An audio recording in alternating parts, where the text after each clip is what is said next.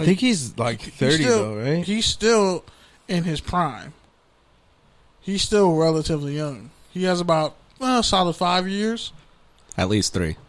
Yeah, minimum 3 at his current level, and 2 as a spot starter, and he could play D tackle.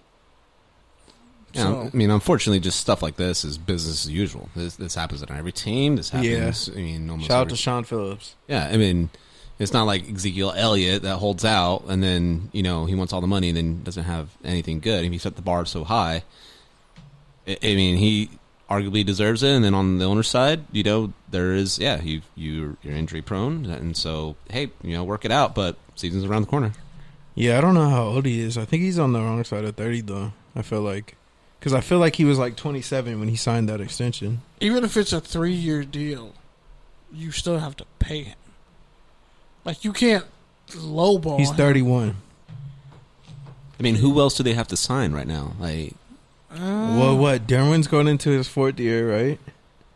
So they have Derwin like another James? year, yeah. Derwin James is only in his 3rd year. 3rd year? Okay, It's so they Cole- have him and time Cole on Miller. him. Who else? Hold on, let me pull up They- this. There's nobody really. I mean, Mike Williams. Austin Eckler was given a good contract for a running back. Yep, he got a great deal. Yeah. You got Taylor as a bridge QB. You might have to pay Mike Williams. Keenan Allen already got paid. Hunter Henry's been injured. He's actually already their highest paid player. Over Bosa? Yeah. Well, Wow. because I think Bosa's money kicks in next year. Yeah. Okay. Whereas he's at the last year of his deal, so he's gotten every bit of his money, and they've gotten their money's worth with him. So it's really just a matter of he's probably going to want a 2-year or 3-year deal. Yeah, I don't think they really have anybody coming up that they need to sign. Thing is, are they going to win this year? They need all line. That's what they need. Yeah. Them not getting Jason Peters really hurt. Yeah. Or trading for Trent Williams hurt. But they got Kenneth Murray. And, Trey Turner, they got to pay him. well, yeah, but Denzel Perryman's he's getting $7 million. Wow, that's crazy. That's true. He's been injured That's a prone. lot, bro. He's making more than Tyrod Taylor and Pouncey He's injured prone, though. and Chris Harris. That's crazy. But you also got to look at it like this. When it comes to the Chargers, they just have to win. Period. Like, just win. They have literally, from top to bottom, they have one of the deepest teams in the league. The Chargers always find a 3rd or 4th receiver. It was Dontrell Inman at one point. They had, Malcolm Floyd. It's a shame he broke his neck in his career kind of the way it did. But he was still good for a while. Like, they find a way to find people, so... Yeah, they just need to finish games. That's the thing. They'll be there, and then Felipe Rios. They'll miss a He's field good goal. for a pig. All right, other training camp news from this past week. Gerald McCoy, if you saw the video, it's kind of heartbreaking. He was basically a bag dummy in a defensive drill, and totally ruptured his quad. He was set to miss the entire season, and now the Dallas Cowboys cut him. So settlement. That was weird the way it happened. Yeah, because honestly, it just barely buckled. touched him. Yeah, it just buckled. And I've strained my quad. So I don't know if it was, he didn't bend his knees enough, or if it was just a matter of time, it was going to happen anyways. Just drop an anchor on a run play. How much weight he was putting on his leg, but that was so freakishly weird. It's like when you... I just felt bad because, we've already talked about Gerald McCoy throughout the inception of this podcast, how he's probably one of the most underrated players, probably ever. Hall of Fame talent, but always and played on Suh trash too, teams. man. Both those guys probably won't make the Hall of Fame, but they're Hall of Fame players. Both of those guys could use a Super Bowl on their resume to get them over that hump. And into I don't even think a ring... McCoy has 76 sacks for his career or something like that? Yeah, but a ring, I think, makes him more competitive. I don't see it. At least in discussion. Yeah, I think so. They were so great that they almost cancel each other out. There's a log jam of D tackles, and you're not going to rush to... But those two have been consistently... Of an era, yes. Yeah, the best. But how much they're going to either say Suh was a dirty player, which he really wasn't. I don't know, stepping on people's legs and feet like that. I mean, Yeah, he grew up from there. I've blacked out on people before. We've all blacked out. Okay, on you blacked people. out don't mean it's not dirty. No, that's true. If it's that's true. But if it's an instinctual reaction to stomp somebody's head to the white meat, they learned that from like some trap video in middle school. Like I'm pretty sure when Lil Jon came out and said "No start, no shit, won't be no shit." That's where that started. Like that's where that seed was planted. You got to blame rap music somehow. I don't know. Yeah, that's always the easy cop out. Before rap music, it's just they use it on a hook. It's speaking of a hook, punch is thrown, and Dama can sue again. You know what? Never mind. It's going to be a rough go for him. He's going to get the Rodney Harrison treatment. He was a dirty player. All right, the former Steelers corner Artie Burns tore his ACL this past week. Bust. Yeah, Bust rhymes. You know, I didn't even know he's with the Bears now. Honestly, That's how much of a bust he is. Yeah. I mean, that's what Amukamara did when he got cut by the Giants or whoever he got cut by. he's with the Raiders well, now. he's getting starting reps, and they're expecting him to have the position Compete. across from Fuller, and they were doing that. And then what? That was the first day, second day of training camp. I mean, that's just unfortunate. That's training camp. People get hurt like, And that's also Artie Burns. He looks good in 7-on-7. Or a couple plays, and then, he shits Getting the bed. beat for 80 yards or some shit. Yeah. It Beat says him here off. that Artie Burns tearing his ACL opens up the door for rookie Jalen Johnson. Which I'm excited for. No, Out of Utah. Utah. Cornerback. Actually, probably better than Artie Burns. First That was round good. talent. That was good. Just believe in yourself. That was a good fact. Thanks, King. Yeah, I like it. I like it. But Now we it gotta was- get our sound It wasn't effects. a Yeah, we fact. do. It was from Twitter. I mean, he That's was picked perfect. up in the third round. It's a fact as you report it. All right, Yeah. perfect. That was really good. Everything on Twitter is a fact. Got it. You're gonna be an NFL insider by the end of this. Yeah, that's true. Opens the door. Or a Twitter savant. But, now that I think about it, when it comes to the Artie Burns situation, It's probably a blessing in disguise. What would be worse with McCoy? Rupturing your quad or tearing your ACL?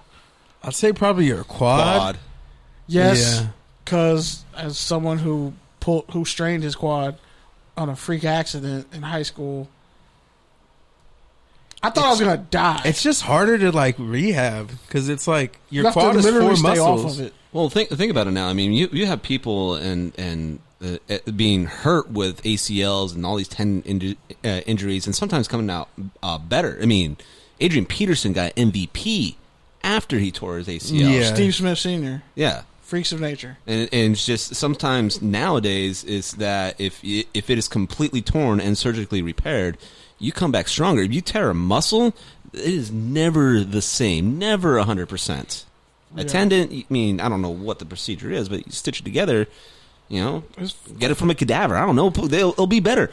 His quad exploded. That's crazy. That's insane. Just to see it, he rolled over, and you can just tell he was in agony from how quick he rolled over and jerked his hands. I was like, Even man. the dude was like, "Yeah, let me pick him up," and they was like, "Nah." He's like, don't touch me, don't touch me.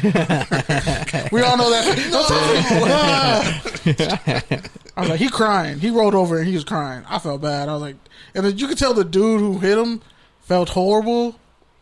He was like, what'd I do?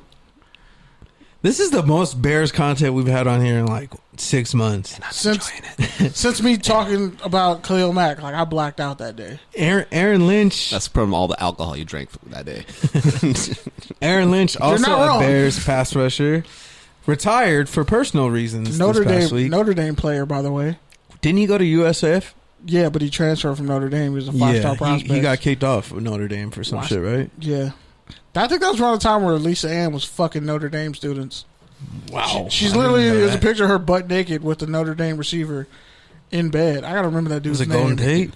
Nah, it wasn't Golden Tate. Equinemius St. Brown? No, it was before him.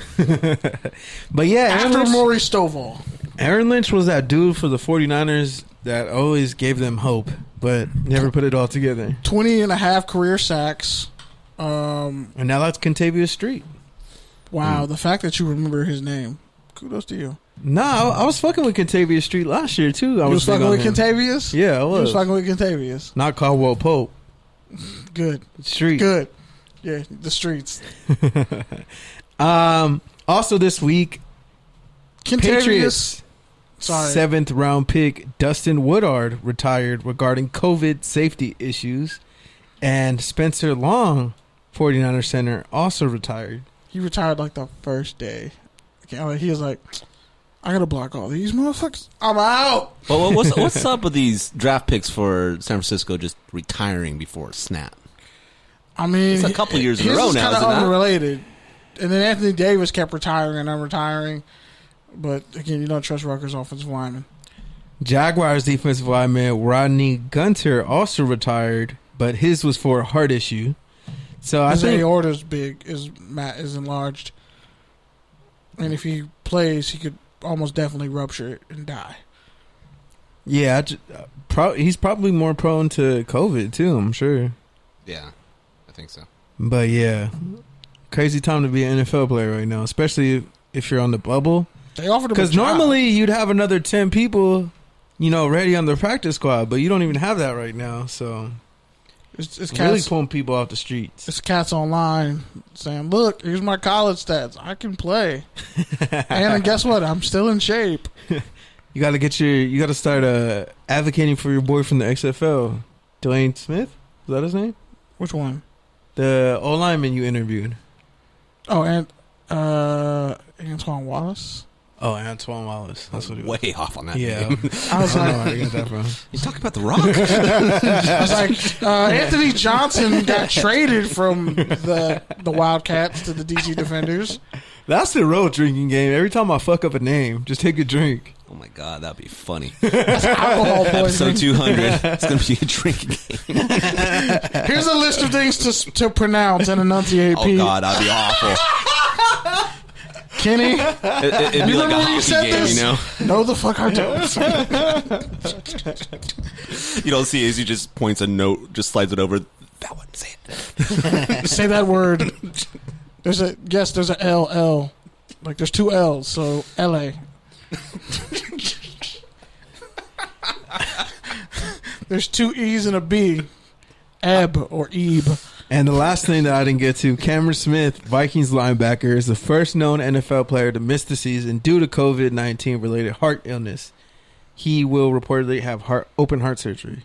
Yeah, he announced it pretty much a couple weeks ago, and everybody was so shocked by it. That shit was last week. Everybody was shocked by it, and the fact that he's like, oh, well, I'm glad that the testing found this, so now USC...